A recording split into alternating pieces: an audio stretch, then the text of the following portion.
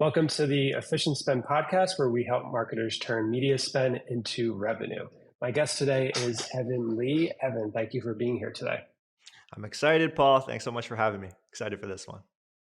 Yeah, I'm excited to chat. I know that you're spending a lot of time at Motion, and I would love if you could just take folks through kind of your background as it relates to working in media and media spend. For sure. Well, I'm happy I'm here to talk to all the party people who have tuned in. Everybody, my name is Evan Lee. I'm the head of creative strategy at Motion. It's just a fancy way of saying that I get to talk with the best brands and agencies every single day about how they run their creative strategy. Uh, Prior to being at Motion, I was a full-time media buyer or creative strategist, as I didn't realize at the time, but realize now. So I had a chance working at an agency to basically tackle all paid social channels, add Google to the mix for large and small brands alike. And there, what I had to do is, of course, just like deal with the bells and whistles of every social media platform, but also work with our clients' creative teams and advise them on what type of creatives that we should be looking to build as time goes on. And as we experience iOS 14, as everyone knows, takes away a little bit of the bells and whistles we can pull. So all of that really prepared me and propelled me into a place where like I'm truly the buyer. I was the buyer of who Motion exactly serves. So it became a match made in heaven, in all honesty. Really good product with a problem that I know so well. And I'm just like super jazzed and excited at all times to talk about creative strategy and why creative is the new targeting and why teams ultimately need to care about it. So that's really what brought me to Motion, and everything lining up. Yeah, that's awesome. And I've definitely seen your content a lot, and you're building awareness of motion. I also believe that creative is one of the most important levers, if not the most important lever in media mix optimization, especially as a lot of the other campaign management levers become automated. Targeting becomes automated, bidding becomes automated.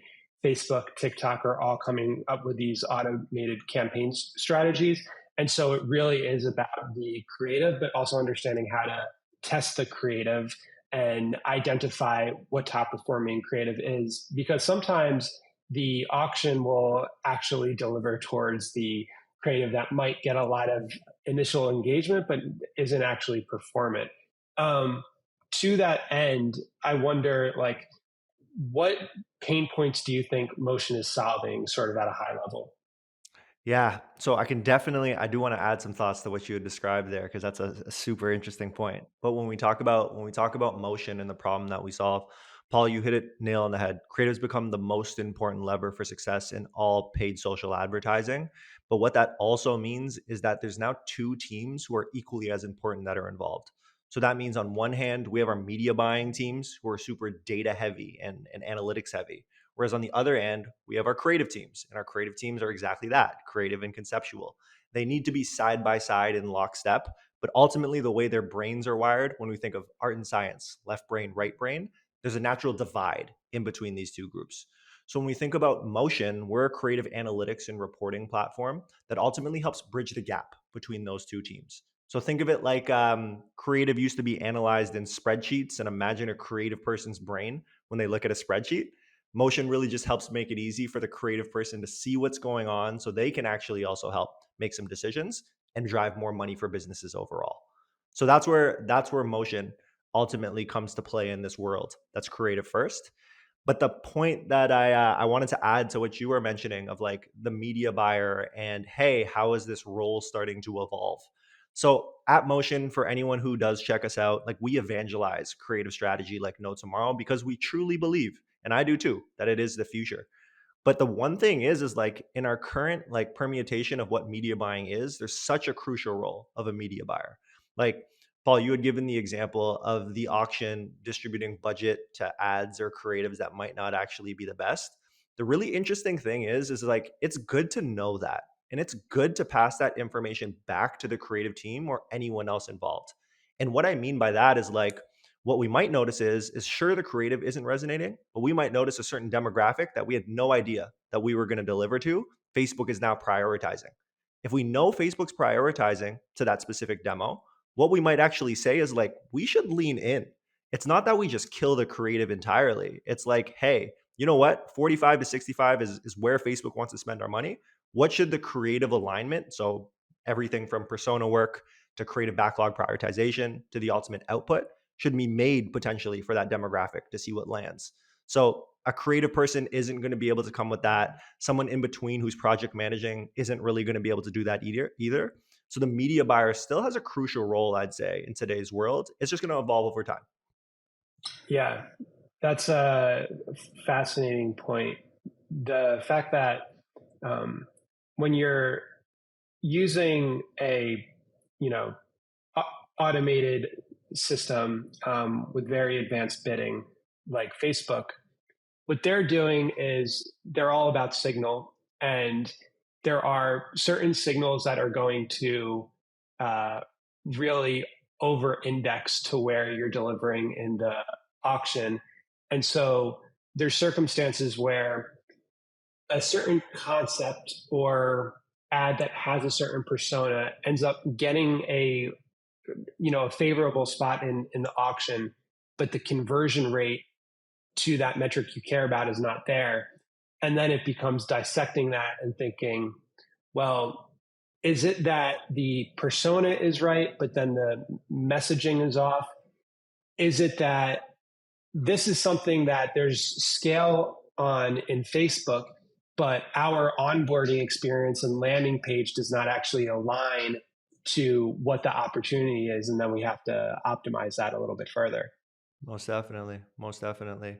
It's such an interesting time too because I was talking to someone recently about this on an event that I hosted. But I've always been a huge fan of like, hey, within paid social, you just can get learnings so quickly and then apply those learnings to other places. So in the vein of persona work, like you're talking about, like we might think there's a specific persona that'll work really well on paid social, but we might learn that it's not. So I was talking to Kevin from Attention, and his terminology that he used was perfect to me. So he mentioned use Facebook or use paid social in general as a focus group. It's the cheapest way and the quickest way that you can get stuff out there without having to call each of your individual customers, learn a ton of information. It's like, let's put it out into the world. We've done the research that we need to see if this is going to resonate. And ultimately, the algorithm will let us know if that's true or not. If it's true, great. It's stuff that we can start to scale across not just like Facebook as a platform, but our own channels, our organic socials, our emails, all that kind of stuff. And if it's false, it's good to know that quickly. So it's like, let's draw the line in the sand. Maybe we figure out what different angles, hooks, all that kind of stuff might look like. For sure. Yeah, that is there. That is very much my creative testing philosophy. And I've been part of, I'm leveraging that right now. So at my full-time role itself, I manage creative strategy across our paid media mix and work with several production partners, some of which are, TV production, longer timelines, things like that, expensive. And there's always going to be that aspect of creative production. And so my strategy when launching a new product or doing something like that is I think to myself, what's the low hanging fruit in terms of testing?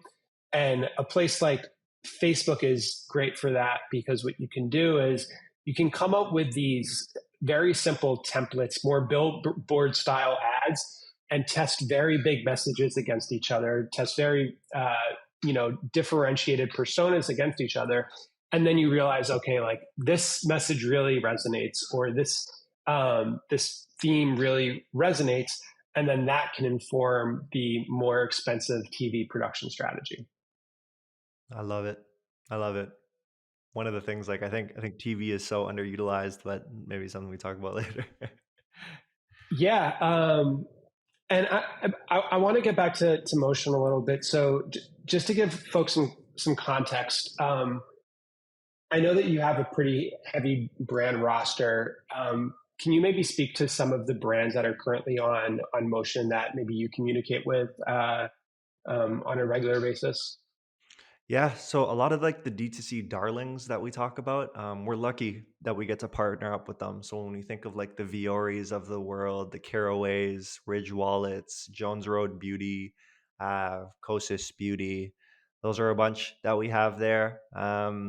We also partner with like a bunch of agencies too to access like some of the brands that they work with. So any brands who are working with agencies, we don't want to alienate you as well. We can also help out. So anyone who partners with like the Vayner Commerces, Tenuities, W Promotes, we also help on that front. And we like to think about creative strategy holistically, of course, but meet people where they are. So what that means is like one of the brands that I mentioned might not have as robust of a creative team as that you would want to run like grade A pie in the sky creative strategy. But that's okay. Like there's a lot of small bets that you can make with motion that motion helps out with. But yeah, so those are some of the brands that we work with. Cool. Yeah, I would think that motion would be really useful specifically for agencies. The thing that I kind of love in the couple of conversations we've had and demos we've had with the product is just how visually engaging it is, and that's super important. Specifically, you mentioned the different categories of users because data scientists and analysts are using a different type of their brain compared to creatives, and so you want to have that really visual report that you can share with someone and they can look at it and they just get it. 100%. And creative teams often turn into pencil pushers, right? So, what that means is like you have no context as a creative team member. You get a brief and you're like, all right, let me try my best.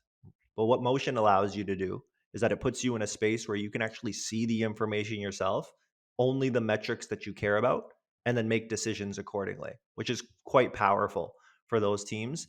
And I often think of it as like creative's the most important lever for success that's going to drive money. But the creative team doesn't really have a seat at the table to make really strategic decisions most of the time.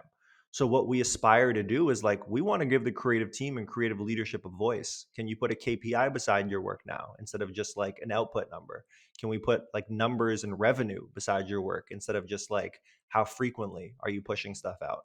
There's a lot that we want to be able to help creative teams with along the way.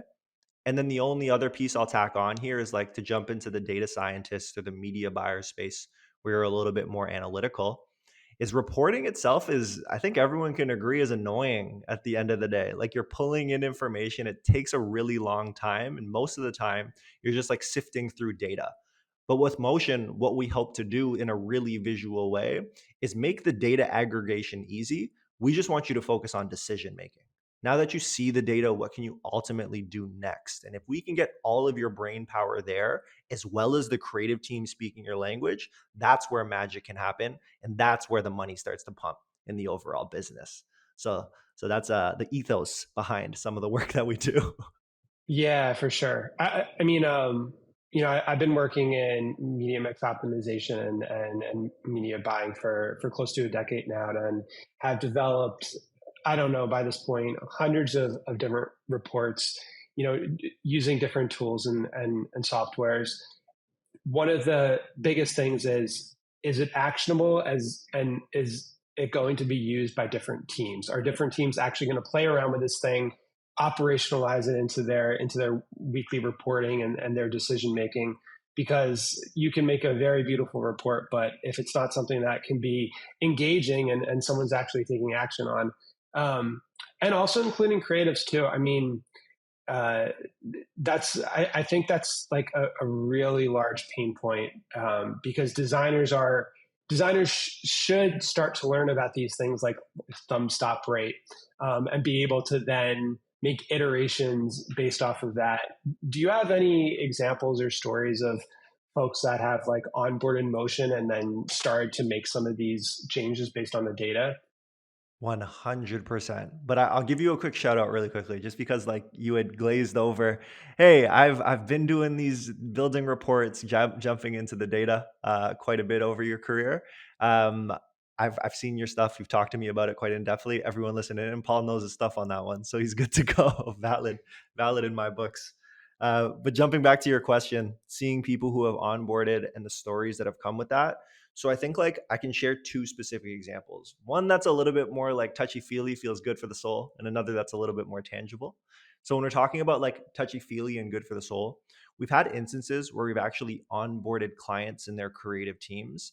And one of their creative team members prior to onboarding Motion like felt a little bit lost. It's like, what am I going to do? Am I just going to be a graphic designer? Am I going to be a senior graphic designer? Like, what does my career look like, and how do I get excited about this ultimately?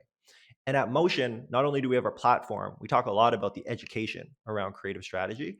And then this person from the brand we were working with honestly just sent me an email. It's like, Evan, I feel like I have new purpose. Like I see what my career trajectory can look like, the types of tasks that I'd be responsible for, and stuff that like gets me excited to wake up, get out of bed, and like do the job at the end of the day. So when we talk about just like, I know it's not numbers based here, more just in the feeling side, but when we think about that mind switch that happens and the motivation that the team member is going to have, so cool, so empowering. So that's like one example that I often think of. Another one that I think of is I don't always name the brands because I don't know how much information I'm allowed to, but it's a footwear brand. So a footwear brand that we had onboarded had one person who was like playing the head of growth and director of growth role. So being in the ad accounts, hoping to do like great work and determine what to do next. And the creative team was a little bit off to the side. Ultimately wanted more integration to come from that. So what that started to mean is in their weekly meetings, instead of just talking about like big swings all the time, very theoretically, they really started being able to break it down. And when they talked about videos, it turned modular. It's like, okay, what do we need for the very first frame? What does the first 3 second hook like? What does the post 3 second hook like? What does the CTA look like? And what's the creative to landing page experience? Start to dive into. So breaking it down into that modular approach really allowed the creative team to get creative within buckets now. So instead of just this big scary topic of let's make a 3 minute video super branded and get it out there, it's like, ooh, you're telling me before someone even needs to stop their scroll, they need to be enticed to continue their scroll? Okay, let's use this as the thumbnail. Oh, before they go anywhere else, we need to hook them in that first 3 seconds. Amazing. Let's start to break it down here. And the best part is not only did their framework change for how they scripted and started to make specific things, it's that they were able to measure all of those specific touch points in a modular video on an ongoing basis. So they could start to make changes in future iterations based off the data they were getting back. Yeah, that's an excellent example. It makes me think of best practices for different ad types and how that evolves over time. Um, a couple years ago, I would be very bullish on saying, "Hey, listen, you really need to get your brand in the first couple seconds of an ad. If it's a skippable ad, you really want to get that upfront and immediate." What I am learning with platforms like TikTok, though, is that you actually want to be a little bit more native, and you might not need to get the brand in there at first if you create enough curiosity to get a good thumb stop to listen to the full story. And I think about that, as we evolve in our careers over time. Right now, kind of the emerging things are artificial intelligence, AI generated ads, things on, and then like in terms of platforms, we're really not on, like VR has not, for the most part, been like mass market yet, but that's where we're heading, right? In 10 years and 20 years, we're not going to be interacting on the same devices that we're interacting on now. And so some of these metrics that the ad channels provide, like thumb stop, through play, things like that, those can be those signals to understand, are you actually creating content contextual to that channel that's performing? Very good point. No, no, no. Super good point. Super good point. Yeah. And I just think like with TikTok specifically, because what I've started to do and lean into a little bit more is these very like skit based kind of style ads, um, that start with a pain point and can be like different, can be symbolic to what our customers are facing. They don't have to necessarily call out the specific, brand, but they can reach that audience. Um, you mentioned kind of modular components of ads, which I love. And that's how I think about creative testing and iteration as well. You find a winning concept and then you say, Do we want to improve the hook? Do we want to improve the body? Do we want to improve the call to action? Maybe let's go into some of that stuff in a little bit more detail. So starting with hooks, because I think hooks are the most important. That is where you're reaching the highest percentage of your audience. If you look at, video watch time, there's always going to be that cliff and then that huge drop off in the first couple of seconds. Are there any tactics or tips that you have or that you've experienced for really building a strong hook into ads? Yeah, this is this is such a contextual question to like specific brands and ad accounts. So I'll take a step back first and then drill into the experience of like what that ultimately looks like in a hook. So from a contextual perspective, everybody, when we think of creative strategy, essentially we think about it as a flywheel. If you follow specific steps, you're able to output the best creative possible. And where the first step in the flywheel begins is with research. And what research is saying is it's saying that, like, hey, go find out about your customer and build personas around them. So that starts to mean, okay, let me go look at all of my Google reviews, Amazon reviews, website reviews, all that good stuff. Could also mean just look at like customer data on the back end, as well as just checking out comments on your social platforms, anything along those lines. After you've built those personas out, you continue through the flywheel to actually prioritize. Well, here are the personas. What angles should we actually go after these personas with during an ideation and prioritization phase? At this step, which is the second step, is when you're starting to think of what are the things that'll resonate best with the persona. Now, what that means is like a tactical example is like you might have an audience who you want to have a lot of purchasing power and is a little bit older, right? So above 50, above 65 plus in that world. What that means for your hook is that it might be a lot slower and it might be a lot easier to understand, in all honesty, at that point, right? But if you're going after a younger demographic where it's a very impulse purchase, you might just have it be super quick and cut along the way. So that's the context I'll provide. That's why I can't really say it's what should you do immediately.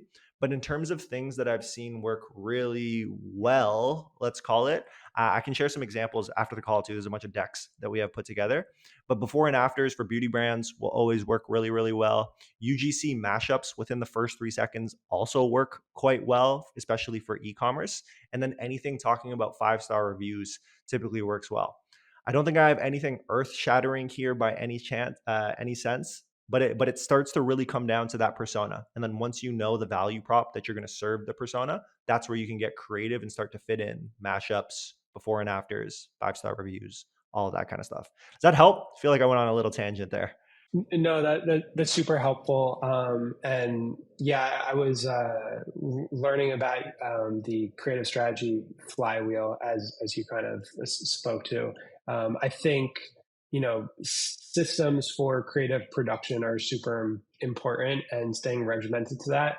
And to be honest with you, none of this stuff really is earth shattering, right? Like there there is this sense that we know what will work. The before after stuff will always work. Using social proof will always work. UGC testimonial style ads will always work.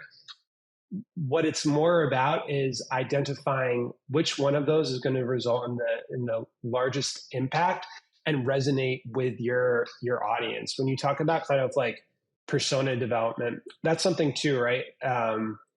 You might build out your personas and realize that okay, the majority of them are within the sector, and so we should focus there.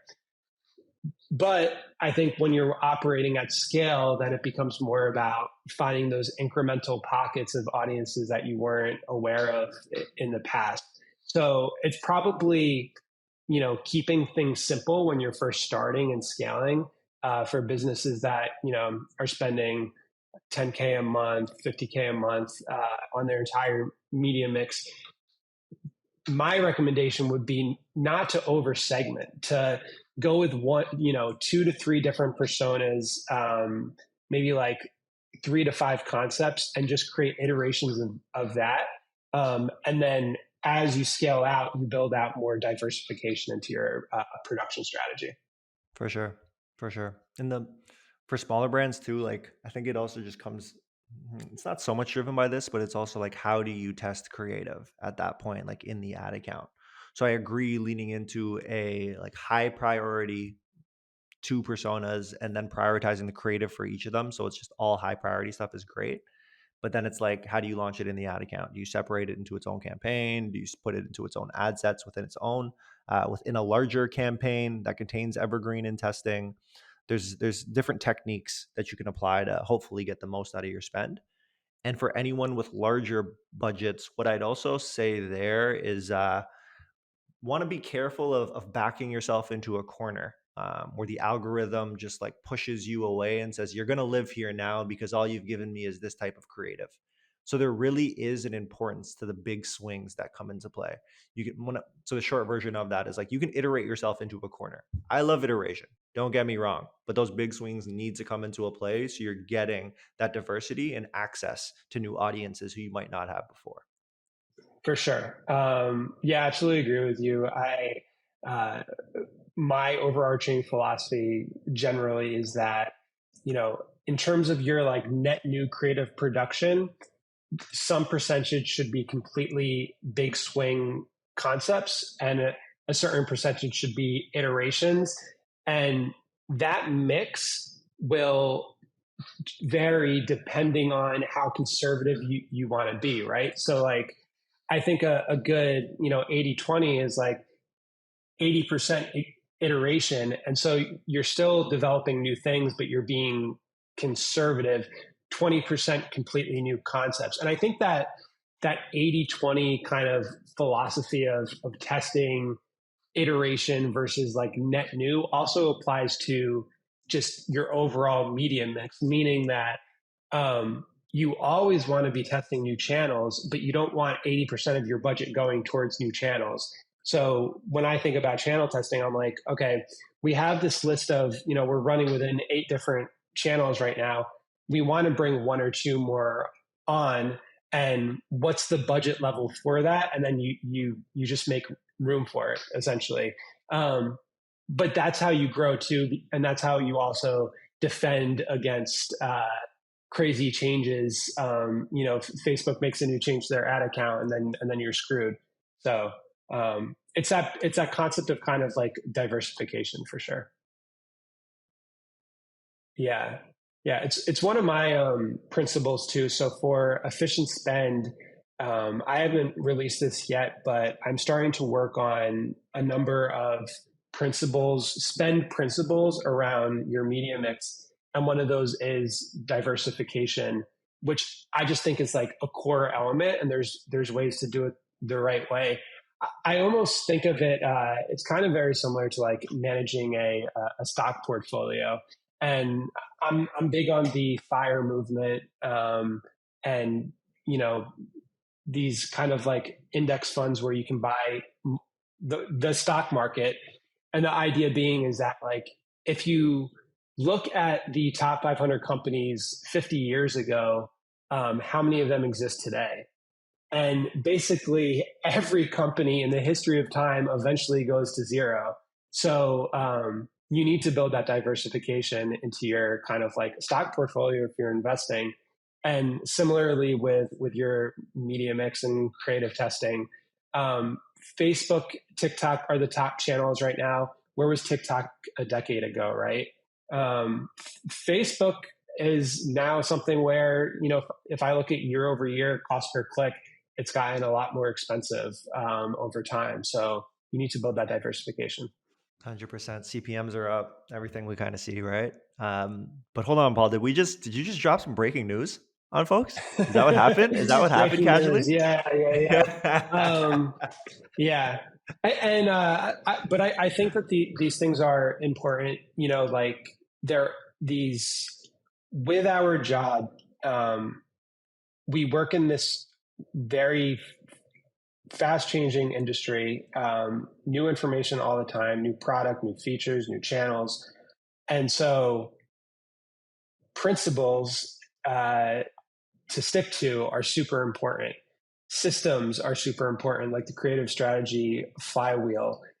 and honestly, they can make you, sleep easier at night. You mentioned the creative strategy flywheel, and I know that you did that YouTube video with Kevin. That type of thing, if you can learn how to do that and just kind of, um, go hands off and start developing, you don't really have to stress about what new features or what's happening in the industry. You can kind of just stick to your guns to a certain extent. Exactly. Like it can be overwhelming. Like anything can be overwhelming. Like when you talk about a stock portfolio, making sure that you've matched your risk level and how do you want to diversify your assets versus anything else. It's like when you don't know where to start, you're kind of like, holy crap, like what is life? Where do I kick off here? But as soon as there's a little bit of a framework and then you're able to develop your underarching like principles of how you apply the framework, it gets easier. So like when we talk creative strategy flywheel, that's what we hope to empower people with along the way, similar to what you described with the breaking news and what you're going to produce, as well as when we talk about a stock portfolio. Yeah.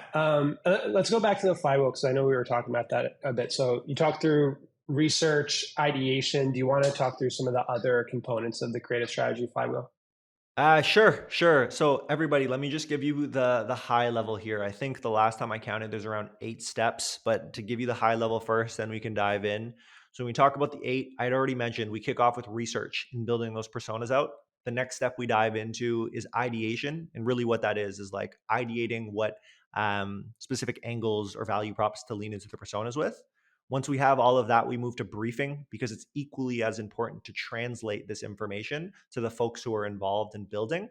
After you brief, you need to create, which is its whole own job on its own. After creation, you then move to the fifth step of evaluation. And evaluation just means, is this creative in line with what I actually wanted to produce? Once you evaluate, you then move to media buyer stage of launching it into the account. And then finally, so I guess I'm seven here. That's when you're going to the creative analysis side. So you're looking at how did everything perform, so you can then move forward and say, okay, let's go back to the persona. Did it start to hit? So those are the 7 steps. Let's call them in the flywheel there. And then basically with this flywheel, and I can dive into each of the buckets in a second here. To throw more terminology out here, the question that I always get is like, Evan, the flywheel looks great. Like, how often am I going through this thing? And that's where a lot of people start to get a little bit frozen and confused. And the terminology that I apply here is similar to like an agile developer style of approach, and it's a sprint. So we actually call them creative sprint cycles when we're advising our clients on what they should approach this with. So that means those 7 steps that I had mentioned, depending on how much money you're spending in your ad accounts, depending on your creative team and creative resourcing capability, it might vary. You might be spending $1 million a month, which then breaks down to larger budgets on a weekly basis. So you're like, we can do this every week. We're good to go. But if you have a smaller budget, you might push that out. It's like, let's go through this flywheel every 21 days, every 30 days, something along those lines. So it starts to get more palatable. So that's the overarching theme of like creative sprints that actually contain the flywheel that you can go through those steps. Sure. Thank you for that. And I think the reason it is a flywheel is those first components of research and ideation. When you're starting that for the first time, you're using, like you said, you could be using data on your reviews, what you know about your customers, demographic data, competitor data, and maybe some of the creative performance. And then once you go through that production process, and you come back around, um, more of that ideation research phase is based on the actual performance of the assets. So that's really interesting. Another one that I think is super important in the research phase, and I try to do a good job of this, is competitor analysis. It's a big one, and the reason why I think it's so important. Um, if you're a marketer, just like visit your website, and if you're running a retargeting campaign, even if you're not, doesn't matter. Watch what happens on your own Facebook and Instagram feeds, on your own TikTok feeds.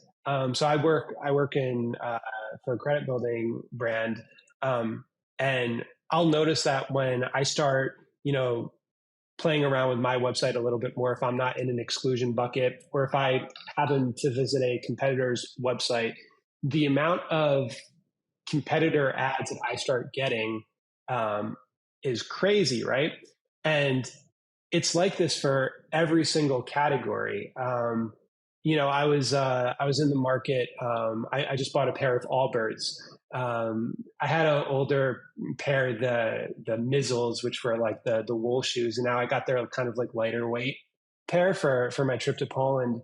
Um, and so I'm, visiting Allbirds, and of course I'm getting thousands of retargeting ads from Allbirds. But the other thing that I'm getting on Instagram is all of these other, kind of like tech bro shoe companies, the shoes without the soles, right? Different type of sandal companies, things like that. And the reason for that is all of those signals are going into Facebook, and they're using that to optimize. So not only is your brand using it to optimize, your competitors are using that to optimize. So don't get that twisted, and like make sure that you understand, hey, if you're showing someone an ad, it's likely, probably, 99% likely that they're going to see a competitor ad at some point. 100%, 100%. And like when we're talking about competitor analysis, like it's so robust. It could be as simple as like, what ads are they running so I can get some inspiration? All the way down to like digging into their website, understanding their personas and all that good stuff. One of the cool things that I've talked to one of my good friends, Patrick, from well, he's not there anymore. He's in Dubai now, but he's a mad scientist when it comes to this. And he was one of the first people that I spoke to when it came to TikTok advertising. And what he had mentioned is like, hey, go look at your competitor's feed on TikTok. Just understand what's going on their page and look for anything that has an exorbitant amount of views. That one is what they've used as a spark ad to make it go live and know they're running as an ad that's probably still consistently on if it has way more views than anything else. So when you're doing this competitor analysis that Paul's mentioning here, there's a lot of ways you can start to dissect into what's actually working as well as just like general inspiration on top of things too. Yeah, for sure. The Facebook ad library is another great resource for that. But the trick of looking at views, um, I've ran some Spark ads in the past, and so you can, if you look at certain channels, you'll see which ads have gotten a tremendous amount of views as a result. The other thing I would say there in terms of competitive analysis and kind of positioning, I think folks sometimes get into the trap of, well, we need to compare ourselves to this competitor. And so, they do this really well. So how can we kind of defend against that? And to me, I look at any asset as real estate that you can control, and you can decide how to frame the comparison. And so what you should do is emphasize the things that you are that much better at. You don't have to mention the things that you might be decent at, right? So if you're doing like, I think B2B is a great example of this, like competitor comparison charts, right? And they'll mostly on landing pages, they'll have a whole list of features. If your competitor does something really well that you don't do, just don't include it on the list, right? And I don't know. I mean, maybe that's not transparent, but at the end of the day, we are trying to like sell here and convert customers. And so another way of saying it is like just emphasize the things that you're the best at. The reason we have battle cards is to ultimately showcase where we're better at, right? So it's just like I'm aligned. I'm aligned. Even if for those who struggle with the transparency part, throw it in. Just throw it in at the bottom. Just have all the things you're great at the top. Start to tell the story that way. Sure. I know we're kind of getting close to wrapping up on time here. I wanted to go through kind of a rapid fire round of some fun questions, but before I do that, I think the last thing I wanted to dive into, and maybe we go a few minutes over with this because this could be a large topic. It's something that larger brands struggle with more than small brands, which is creative fatigue. And I wonder, I know that Motion has a lot of reporting capabilities to help combat creative fatigue. If you could just speak to that a little bit at a high level, I think that'd be helpful. For sure. Creative fatigue is an interesting one because ultimately we care if we make sales. Like I think I acknowledge that everyone in performance marketing will acknowledge that. But I also believe that it starts to come down to the metrics that you're looking at to make those decisions. So, for example, one of the ways outside of just motion that like I've always thought about creative fatigue is a two-step process. The first thing that we're doing is we're scanning through the environment to understand our positioning in the environment, and then once we understand that, we move to the second step, which is then related to your own specific ad. So let's start with number one being the environment first. So if I'm like an e-com brand or whatever it might be, right? Something in the metrics that I might compare is my bottom line metric. So CPA, ROAS, CPL, whatever it might be, and then compare that to my CPMs. I'm looking for the relationship at that point. What I want to see is like, hey, if my return on ad spend is low and every single time it's low, the CPM is high, I might not actually have an ad fatigue problem. Like it's just like expensive in the market right now. People are pushing it, or I might need to spend more money along those lines. But if I see that my return on ad spend is low and the CPM is low, I know something else is going on here. And then it's worth jumping into that second step of what's going on with my ads. Once I move to that second step of trying to figure out like what's going on in my ads, that's where I might start to compare different metrics. I think intuitively we all want to look at that bottom line of ROAS, CPL, CPA, all that kind of stuff. But something that I've grown accustomed to comparing is actually looking at my like outbound CTR, so specifically who's going to the dedicated pages that I want them to, and then comparing that to my conversion rates. Because what I'm looking for is the volume of people who have clicked, who's actually bought. Because what we know is, and at Motion, I think a lot of people will notice this too, is that CTRs are pretty consistent over time. Like they won't drop off of a cliff. Like people typically click, but where they'll really start to drop off is on the purchase side of things. So what I'm looking for is when I bring it to the ad, the obvious would be my CTRs fall like through the floor, and it's like, oh shit, I got to fix this. But more likely, what I'm going to see is a consistent like CTR across the board, but my conversion rate starts to die. And if I see my conversion rate starting to die, I know that my ad isn't really resonating with this colder audience anymore. I may be driving people, but the value prop is probably all off, and I might just be clickbaity to this particular group. So by breaking down those metrics, it starts to allow me to understand what's going on in the environment and what changes am I looking for, then bringing it to the ad of like, where should I be actually making a change? And to bring it back to Paul's initial question of how motion comes into play, is we have a bunch of visualizations and charts to make this really easy to see within seconds, essentially. So that's how I've always thought of creative fatigue, and like within motion, we just make it easier to start to identify that kind of stuff. Yeah, that's a great breakdown. I think there are certain metrics that you can look at that are more dependent on the ad itself and less on the website and onboarding experience. There's other metrics that are hybrid. And when you look at things like CPA and the more downstream metrics, the reality is that those things are impacted by not just your ad, but a lot of other factors, life cycle, product changes, pricing, et cetera, et cetera. Um, Things like CPM are more an indication of the auction environment and how that ad is being received. Things like click through rate, right? So, and it's very much an art and science. And as you grow in your career, you start to understand these like little interdependencies for sure. Art and science is everywhere. We talk about it in the individual media buyer's brain. We talk about it as creative teams relate to media buyers. So funny how that works. Yeah, for sure. Cool.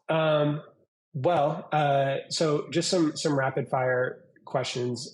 I know that you're not as in the weeds media buying these days, but I wonder, when you talk to different clients of Motion, what are some emerging and new channels that a lot of folks are getting excited about that you're seeing, or even that you're getting excited about?